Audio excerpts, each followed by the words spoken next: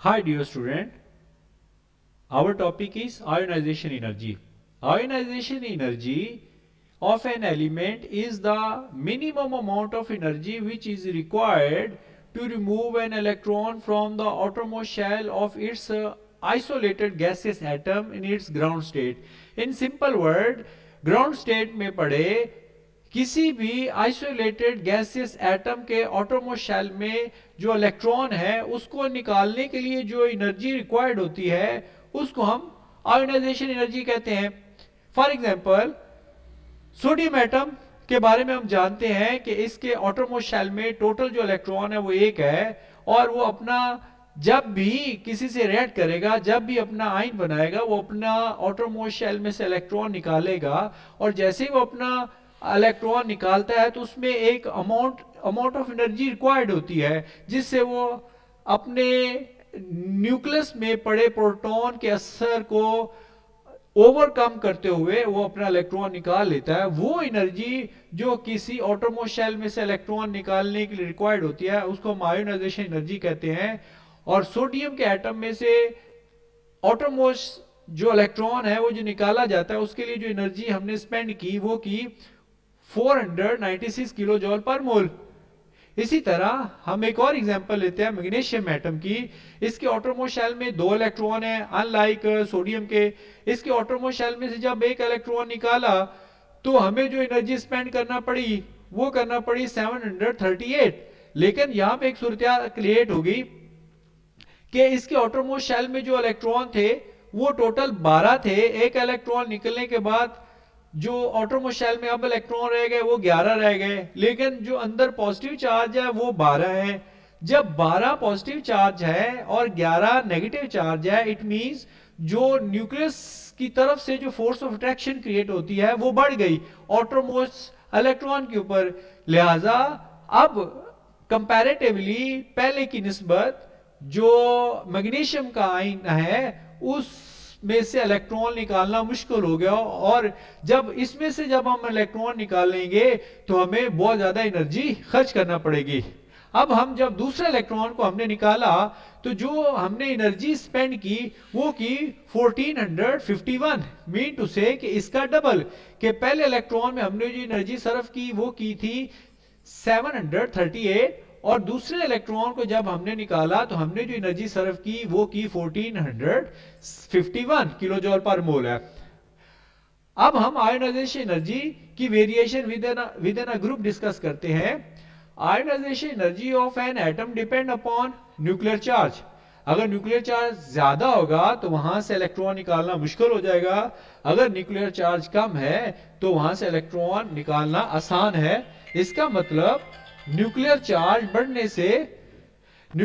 बढ़ने से ionisation energy बढ़ जाती है और न्यूक्लियर चार्ज कम होने से आयोनाइजेशन एनर्जी कम हो जाती है. इसी तरह साइज ऑफ एटम का अगर साइज बड़ा है तो उसमें से इलेक्ट्रॉन निकालना आसान है. अगर एटम का साइज कम है तो उसमें से इलेक्ट्रॉन निकालना मुश्किल हो जाएगा. इसी तरह शील्डिंग इफेक्ट है. जहां पे शील्डिंग इफेक्ट ज्यादा वर्क कर रहा है वहां पे इलेक्ट्रॉन निकालना आसान है. शील्डिंग इफेक्ट बेसिकली इलेक्ट्रॉन को आपस में धक्का देने को, रिपेल करने के अमल को हम शील्डिंग इफेक्ट कहते हैं. अब हम डिस्कस करते हैं एक एटम को. हमारे पास एक न्यूक्लियस है, उसके आउटरमोस्ट शेल में इलेक्ट्रॉन है और जो आउटरमोस्ट इलेक्ट्रॉन है न्यूक्लियस है उसको अपनी तरफ अट्रैक्ट करता है और उसके अंदर फोर्स ऑफ अट्रैक्शन है और जैसी फोर्स ऑफ अट्रैक्शन क्रिएट हुई तो इलेक्ट्रॉन न्यूक्लियस की तरफ बढ़े या करीब आए. जैसे ही वो करीब आए तो हम ऑलरेडी जानते हैं कि इलेक्ट्रॉन के अंदर जो चार्ज होता है वो नेगेटिव होता है और like charges always repel each other. तो इसका मतलब उनके दरमियान फोर्स ऑफ रिपल्शन क्रिएट हुई. तो नेचुरली हर एटम का एक अपना एक साइज है और वो उस साइज को हमेशा मेंटेन रखता है. अब आ जाते हैं हम ग्रुप की जानब. हमने ग्रुप पीरियोडिक टेबल और इसकी स्ट्रक्चर को हम जानते हैं कि in group the nuclear charge always increase, कि न्यूक्लियर चार्ज हमेशा इंक्रीज होता है जब ऊपर से नीचे आते हैं एटमी नंबर बढ़ते हैं. जैसे एटमी नंबर बढ़ते हैं तो न्यूक्लियर चार्ज भी क्या होता है, हमेशा वो इंक्रीज होता है. जब न्यूक्लियर चार्ज इंक्रीज होता है तो साथ साथ हमें एक चीज और भी ध्यान में रखनी चाहिए ग्रुप के अंदर, कि ग्रुप के अंदर जैसे जैसे हम नीचे आते हैं तो नंबर ऑफ शेल भी बढ़ते जाते हैं. इसी वजह से एटम का साइज बढ़ता जाता है.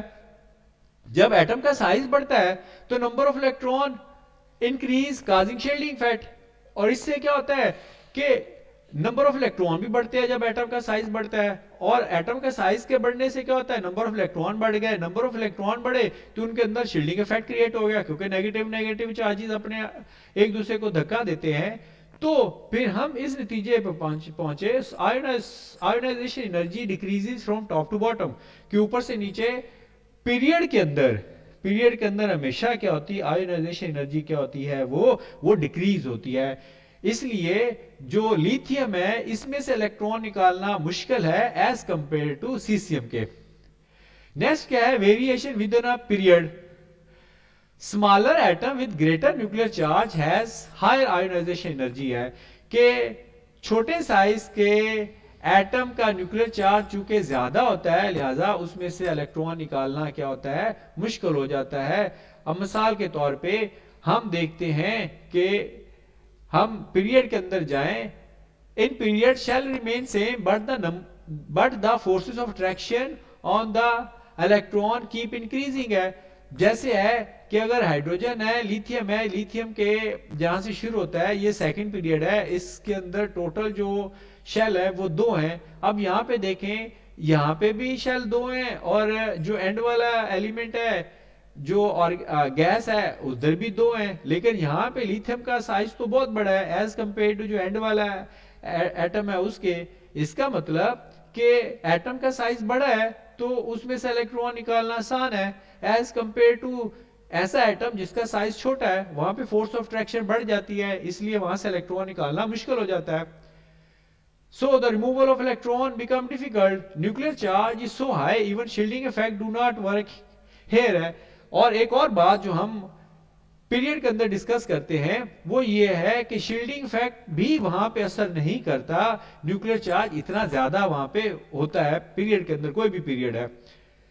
इसी तरह in period ionization energy is not follow any pattern, है। और एक और चीज जो सामने आती है कि एक तो शील्डिंग इफेक्ट पीरियड के अंदर वर्क नहीं करता आयोनाइजेशन एनर्जी के लिए, दूसरा क्या है कि इसका कोई पैटर्न भी नहीं है जिसके तहत ये काम करता है। अब हम थोड़ा सा फिर पीरियड के एतबार इसको डिस्कस करते हैं। ये पहला पीरियड है, पहले पीरियड में हम जानते हैं कि हाइड्रोजन आता है और साथ क्या आता है, हीलियम आता है। अब देखें हाइड्रोजन के आयोनाइजेशन एनर्जी जो है वो तकरीबन 1100 जॉल पर मोल बन रही है, लेकिन जो हीलियम है ये तकरीबन 2400 चली जाती है। देखिए इतना ज्यादा फर्क है। अब ये दूसरा ग्रुप है, अब आप जानते हैं दूसरा ग्रुप कहां से शुरू होता है, लिथियम से, और एंड कहां पे हो रहा है, नियोन पे। ये नियोन है और ये लिथियम है, ये हमारी लेफ्ट साइड है और ये कौन सी है, राइट साइड। जब हम लेफ्ट से राइट जाते हैं तो आप देख रहे हो कि आयोनाइजेशन क्या हो जाती है, एनर्जी बतदरीज बढ़ती जाती है। ठीक, वजह क्या है कि हम लेफ्ट टू राइट जब जाते हैं तो एटम का साइज क्या होता है, कम से कम होता जाता है। इसी तरह ये तीसरा पीरियड है, तीसरे पीरियड कहां से शुरू हो रहा है, सोडियम से। यहां पे ये सोडियम है, ठीक है, और एंड कहां हो रहा है, ऑर्गन पे आ रहा है, ऑर्गन गैस है। तो यहां पे भी देख लें कि सोडियम की जो आयोनाइजेशन एनर्जी है वो कम है, वो तकरीबन 200 बन रही है, 200-250 बन रही है, लेकिन जो ऑर्गन की बन रही है वो तकरीबन 1300 के करीब चली जाती है। तो लिहाजा पीरियड के अंदर कोई सेट पैटर्न तो नहीं है, ये देखिए वेरिएशन हो रही है, कोई कभी किसी की ज्यादा हो रही है, किसी की कम हो रही है एलिमेंट की, लेकिन बहरहाल जो पीरियड के अंदर आप लेफ्ट टू राइट जाते हैं तो आयोनाइजेशन एनर्जी इंक्रीज करती है।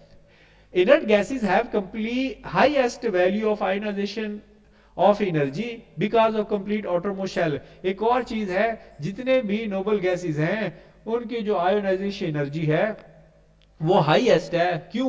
क्योंकि जो आउटरमोस्ट शेल जो है ना वो हमेशा क्या है, वो कंप्लीट इनके होते हैं। इसी तरह अब आ जाओ इलेक्ट्रॉन एफिनिटी की। आयोनाइजेशन एनर्जी का मतलब है कि इलेक्ट्रॉन का जो है ना वो निकालना, और इलेक्ट्रॉन एफिनिटी का मतलब है इलेक्ट्रॉन का इन करना, ऐड करना। दो चीजों का फर्क ध्यान में रखना। आयोनाइजेशन हमने डिस्कस की कि किसी एटम में से जब इलेक्ट्रॉन निकाला जाता है, और इलेक्ट्रॉन एफिनिटी है जब किसी एटम के अंदर इलेक्ट्रॉन इन किया जाता है, डाला जाता है। जाहिर है एक इलेक्ट्रॉन कहीं से निकला तो कहीं तो जाएगा, तो हर डेबिट का एक क्रेडिट है, अगर कोई डेबिट हुआ है तो उसका कोई क्रेडिट भी है। तो इलेक्ट्रॉन एफिनिटी बेसिकली क्या है कि वो एनर्जी जो हम वो एनर्जी जो खर्च होती है या जाया होती है, यानी रिलीज होती है या ऐड होती है, उसको हम क्या कहते हैं, इलेक्ट्रॉनफिनिटी कहते हैं। अब वन बाय वन हम इसको डिस्कस करते हैं। It is the energy release और absorbed when an electron is added to a gaseous atom to form a negative ion. कि हमेशा जब भी एटम ऐड होगा, अब जेन में रख लेना, जब भी एटम के अंदर जब भी कोई इलेक्ट्रॉन ऐड होगा, क्या होगा, इलेक्ट्रॉन ऐड होगा, तो जब भी इलेक्ट्रॉन ऐड होगा, और हम जानते हैं इलेक्ट्रॉन पे जो साइन है वो नेगेटिव है, जब भी इलेक्ट्रॉन ऐड होगा तो उस पे जो जो ओवरऑल चार्ज आयन जो बनेगा वो नेगेटिव फिर आयन बनेगा। अब हम इसको देख लेते हैं। जैसे है फ्लोरीन है, फ्लोरीन के हम जानते हैं कि जो ऑटोमोस्ट शेल में टोटल 9 इलेक्ट्रॉन और पॉजिटिव चार्ज कितने हैं, 9 है। इसके अंदर जब भी कोई इलेक्ट्रॉन इसके अंदर ऐड होगा, और ये मजमूई तौर पे न्यूट्रल है, देखे ना कि नेगेटिव टोटल कितने हैं, 9 चार्जेस, और पॉजिटिव कितने हैं, 9। तो 9 प्लस -9 ओवरऑल क्या हुआ, ओवरऑल क्या हुआ, वो न्यूट्रल हुआ, कोई चार्ज नहीं है। लिहाजा इस पे जब कोई एडिशनल इलेक्ट्रॉन आएगा तो वो उसके ऊपर चार्ज लेके आएगा। जैसे ही हमने इलेक्ट्रॉन इसके अंदर इन किया, तो वो जो इलेक्ट्रॉन जब इसके अंदर आया और उसने इसको आयन बनाया, तो ये इलेक्ट्रॉन ने एनर्जी छोड़ी, वहां पे तो ली थी, और यहां पे जो ली थी वो उसने छोड़ दी। यानी आयोनाइजेशन एनर्जी में क्या, आयोनाइजेशन एनर्जी के अंदर हमने क्या पढ़ा कि इलेक्ट्रॉन एनर्जी लेता और निकलता है, और यहां पे आके उसने एनर्जी वो जो ली थी वो छोड़ी, और अपनी ओरिजिनल एनर्जी के साथ दूसरे एटम का हिस्सा बन गया। लिहाजा इसने एनर्जी छोड़ी, और जब भी एनर्जी को छोड़ता है तो energy released is expressed in negative figures. इसमें हमने शो की नेगेटिव के अंदर, और ये खास तौर पे हेलोजन के अंदर ये केस आता है, और ये फ्लोरीन क्या है, ये हेलोजन है। इसके बाद क्या होता है इन केस ऑफ ऑक्सीजन। अब ऑक्सीजन के अंदर वो फ्लोरीन की निस्बत एक डिफरेंट सूरत हाल है। फ्लोरीन के ऑटोमोस्ट शेल में एक इलेक्ट्रॉन चाहिए था, और यहां पे कितने चाहिए, 2, क्योंकि ऑटोमोस्ट शेल में टोटल 6 इलेक्ट्रॉन है, और टोटल जो ऑक्सीजन के इलेक्ट्रॉन है वो 8 है। इसका मतलब 8 ही अंदर पॉजिटिव है, और बाहर कितने हैं, वो भी 8 इसके अंदर पॉजिटिव चार्ज है, और बाहर ऑटोमोस्ट शेल में इलेक्ट्रॉन कितने हैं, वो भी 8 है। मजमूई तौर पे जो चार्ज है वो क्या हुआ, 0 हुआ। जब एक इलेक्ट्रॉन इसके अंदर इन होगा, और जैसे इन हुआ तो उसने अपनी एनर्जी छोड़ी, कितनी छोड़ी, वो छोड़ी -141 किलो जॉल पर मोल। और energy is release express negative sign, वो जो हमने ऊपर पढ़ लिया। और लेकिन ये हेलोजन नहीं है, ऑक्सीजन ऑक्सीजन है, ये हेलोजन में नहीं आता। इसके बाद है, और जैसे वो एक इलेक्ट्रॉन लिया तो इस पे जो चार्ज कौन सा है, नेगेटिव।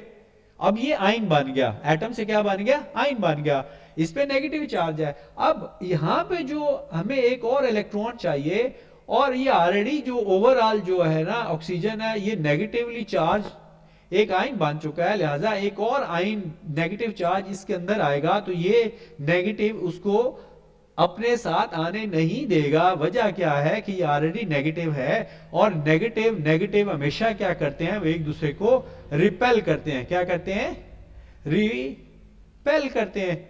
जब वो रिपेल करेगा तो हमें फिर कुछ एक्स्ट्रा एनर्जी चाहिए होगी। अब यहां पे देखना, यहां पे एनर्जी खर्च हुई है, मतलब निकली है, एनर्जी खारिज हुई थी लेकिन पहले इलेक्ट्रॉन में, लेकिन जैसे हम दूसरा इलेक्ट्रॉन हम इन करेंगे तो हमें एनर्जी लगानी पड़ेगी, फिर ही इसके अंदर आ सकता है। अदरवाइज नेगेटिव नेगेटिव एक दूसरे को धक्का देते हैं, इसी वजह से जो सेकंड इलेक्ट्रॉन है इसके अंदर नहीं आ सकता। तो हम क्या करते हैं, when a second electron is added to a uninegative ion है, जैसे ये यूनि का मतलब एक होता है, नेगेटिव आयन है, तो क्या होगा, तो incoming electron is repelled by negative charge. और ये हमने डिस्कस कर लिया कि जो इनकमिंग इलेक्ट्रॉन है ये क्या होगा, ये रिपेल किया जाएगा।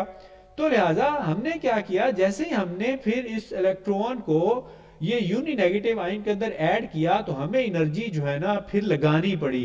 लिहाजा इस इलेक्ट्रॉन ने एनर्जी अब्सॉर्ब की, एनर्जी ली, और वो कितनी ली, वो 780 किलो जॉल पर मोल एनर्जी हमने खर्च की। ये पॉजिटिव साइन उसी को शो करता है। So energy is absorbed in this process है। अब आ जाओ electron affinity depend upon size of atom. देखो साइज ऑफ एटम पे डिपेंड करता है कि अगर एटम का साइज जो है ना छोटा है तो वहां पे इलेक्ट्रॉन वो आसानी से आ गया।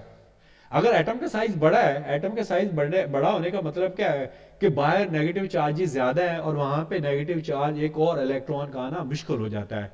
लिहाजा एटम का साइज कम तो इलेक्ट्रॉन एफिनिटी ज्यादा हो गई, मतलब वो कम खर्च होगी। अगर वो मतलब एनर्जी जो है ना वो इजीली वो खर्च अपनी जो है ना वो मतलब रिलीज करके आसानी से आ जाएगा। दूसरी चीज क्या है, न्यूक्लियर चार्ज है। न्यूक्लियर चार्ज ज्यादा है तो इलेक्ट्रॉन आसानी से जज़ब हो गया। अगर न्यूक्लियर न्यूक्लियर चार्ज कम है या न्यूक्लियर चार्ज जो है ना वो दूर है, मतलब ऑटोमोस्ट शेल में जहाँ पे वो ज़ाहिर इलेक्ट्रॉन तो ऑटोमोस्ट शेल में आके ऐड होगा ना, तो ऑटोमोस्ट शेल से अगर वो न्यूक्लियर चार्ज दूर है तो फिर एनर्जी हमें ज़्यादा लगानी पड़ेगी। ठीक, अगर अगर वो करीब है तो हमें कम लगानी पड़ेगी या वो अपनी एनर्जी छोड़ के उसके पास आ जाएगा। तीसरे नंबर पे क्या है, वैकेंसीज इन द ऑटोमोशेल है। ज़ाहिर है अगर वन है तो आसानी से रिलीज करके आ गया, अगर ये दो या तीन है तो फिर बहुत ज़्यादा पहले में तो एनर्जी छोड़ेगा, दूसरे और दूसरे में बहुत ज़्यादा एनर्जी खर्च करके आएगा और तीसरे में तो इंतहाई ज़्यादा एनर्जी खर्च करके उसके अंदर आएगा। In period ionization electron affinity increase with the increasing atomic number in group decrease from higher to heavier element. Non-element of electron affinity can be combined with the ionization energy to predict the acceptance of electron है। देखिए हमने ionisation energy को देखते हुए electron affinity को discuss कर सकते हैं और ये हमें पता चल जाता है कि कितनी एनर्जी जो है ना वो उसको रिक्वायर्ड होगी और कितनी एनर्जी जो है ना वो रिलीज करेगा या वो स्पेंड करेगा जब वो किसी एटम से निकलेगा और किसी एटम में जाके इन होगा। ये हमें एक्सपेंडिचर और रिलीज का हमें वहीं पे पता चलेगा जैसे कि हम उसकी आयोनाइजेशन एनर्जी को इलेक्ट्रॉन अफिनिटी को डिस्कस करते हैं। Thanks for watching this lecture and I hope you have enjoyed and please subscribe the channel. Thank you.